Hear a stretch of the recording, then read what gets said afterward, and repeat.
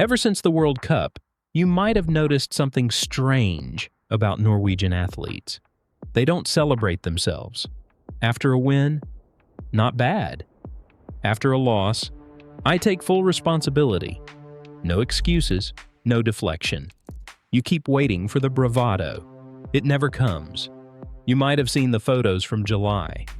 Norway's quarterfinal against England, a crushing defeat. Long after the final whistle, with the stadium emptying out around him, Erling Haaland stayed behind, taking photos with fans. Last man out. No public relations team. No security. Just a superstar who doesn't seem to know he's a superstar. Earlier in that match, Alexander Sorloth had the ball with Haaland open in front of goal. Sorloth didn't pass. The chance vanished. After the game, Haaland could have blamed him. Instead, it's about small details. With some decisions differently, it could have been a different thing. But it's a high level, so it's about making fast decisions. No names, no blame. This is not an accident. It is cultural software. It has a name. Janteloven, the Law of Jante. The Law of Jante is not a real law. It was invented by the Danish-Norwegian author Aksel Sandemose in 1933. His novel A Fugitive Crosses His Tracks satirized a fictional town called Jante, where anyone who rises is pulled back down. 10 rules. 1 message: you're not to think you're anything special. You're not to think you're as good as us. You're not to think you're smarter, more important, or better at anything. You're not to think anyone cares about you. You're not to think you can teach us anything. The individual is never more important than the group. The book was satire.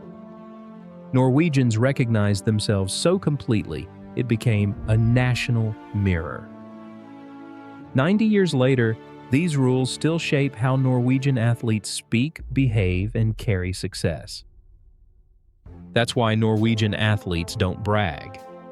A cross-country skier wins gold and says it went okay. The credit moves outward to wax technicians, physiotherapist, training partner, until the individual almost disappears. That's why Norwegian footballers don't throw teammates under the bus. Haaland after the World Cup, I take full responsibility. After a Champions League loss, the same words. The Sorloth non-pass, same instinct. Absorb blame. Never make your problem someone else's problem. That's why Norwegian superstars don't behave like celebrities. Haaland earns more in a week than most Norwegians earn in a decade. In Oslo, he wears joggers and a hoodie. Treating someone like a god would mean admitting they're above you. The Law of Jante doesn't permit that. But the Law of Jante doesn't just shape the podium, it shapes the sidewalk. Norway sits on a sovereign wealth fund worth nearly $2 trillion per citizen, among the wealthiest people on Earth. And yet the richest man in the neighborhood drives a 10-year-old Volvo. Flashy wealth is not admired. It is distrusted. Something about it feels un-Norwegian. At parties, there is the Norwegian arm. The last piece of cake sits on the plate. Everyone wants it. Nobody takes it. Because taking the last piece is declaring your desire matters more than the group's unspoken need. So it sits there, uneaten. A monument to collective restraint. And then there is dugnad, the tradition of voluntary community work. Neighbors gathering to paint a building or prepare the shared cabin for winter. Everyone contributes. Nobody is paid. The reward is not recognition. The reward is that the community continues. The Law of Jante made physical, the individual dissolving into the group, willingly every year. This is everyday Norway. The same code that produces the athlete who won't celebrate also produces the neighbor who won't take the last piece of cake. The athletes are not exceptions to the culture.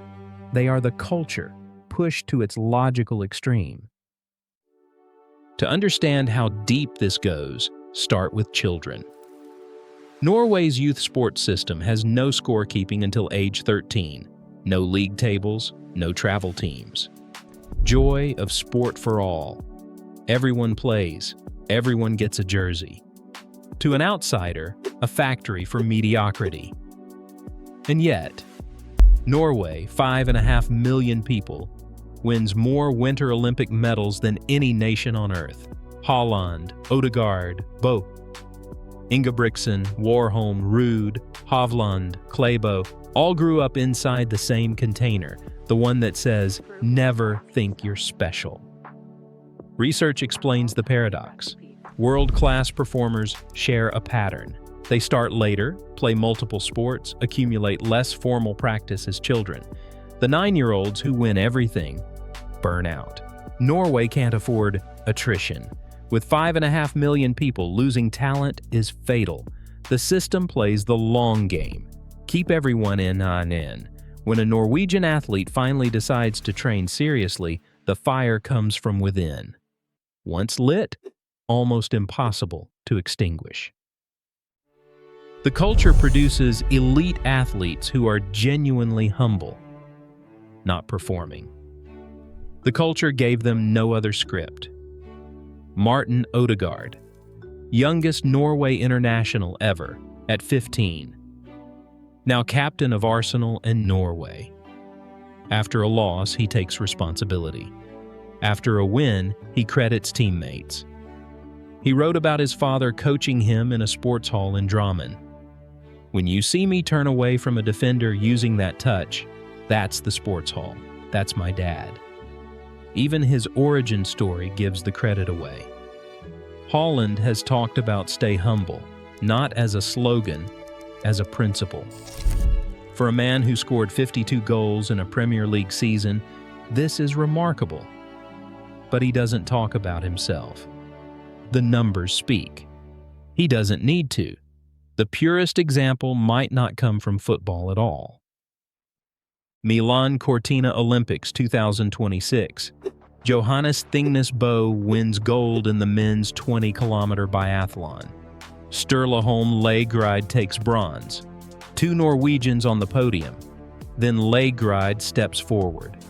Instead of talking about his race, he confesses, that he cheated on his girlfriend.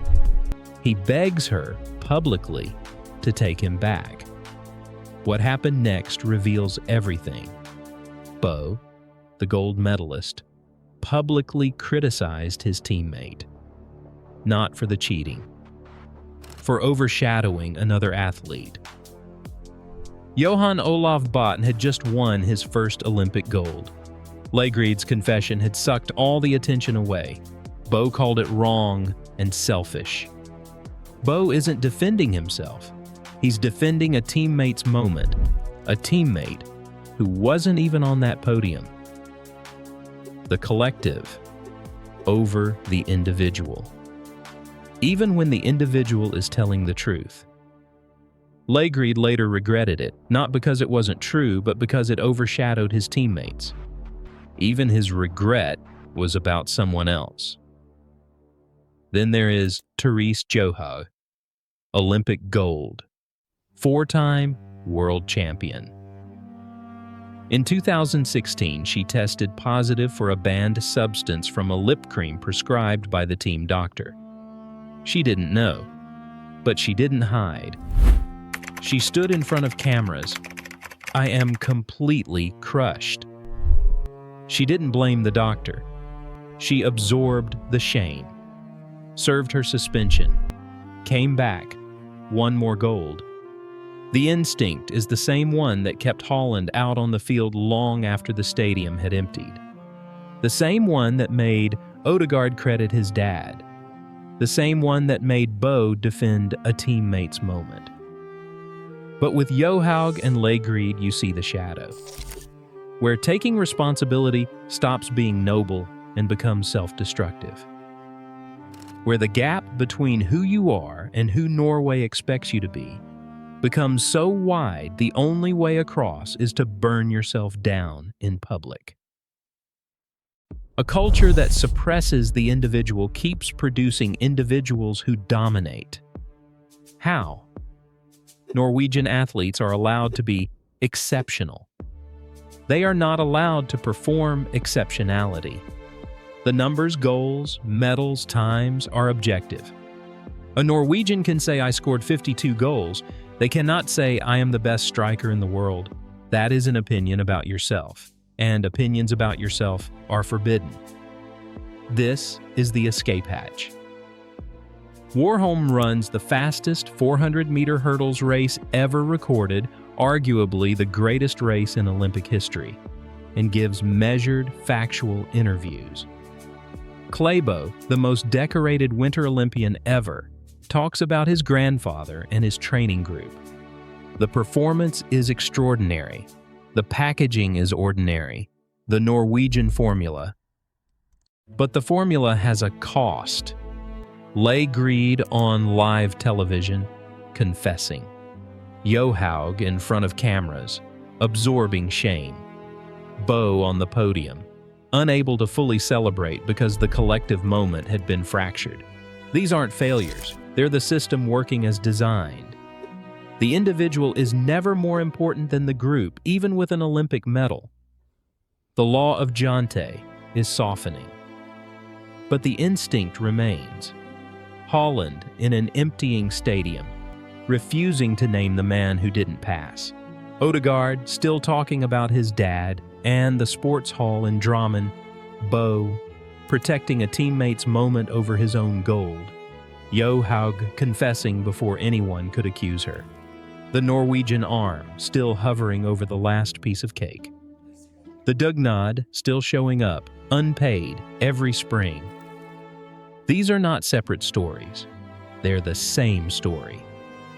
The Law of Jante, still alive, still running, still deciding what a superstar is allowed to be in Norway, and what a neighbor is allowed to want. For better, and sometimes for worse. Hidden Norway exists because stories like this, the invisible rules, the contradictions that don't resolve, are what this country actually is. The good, the bad, and the quiet code that keeps the best athletes in the world walking among everyone else like they belong. If you find yourself drawn to Norway, the people, the history, the contradictions, you have come to the right place. Subscribe and follow along. And if you want to go deeper, the channel membership unlocks raw, unfiltered videos from the streets of Oslo and beyond.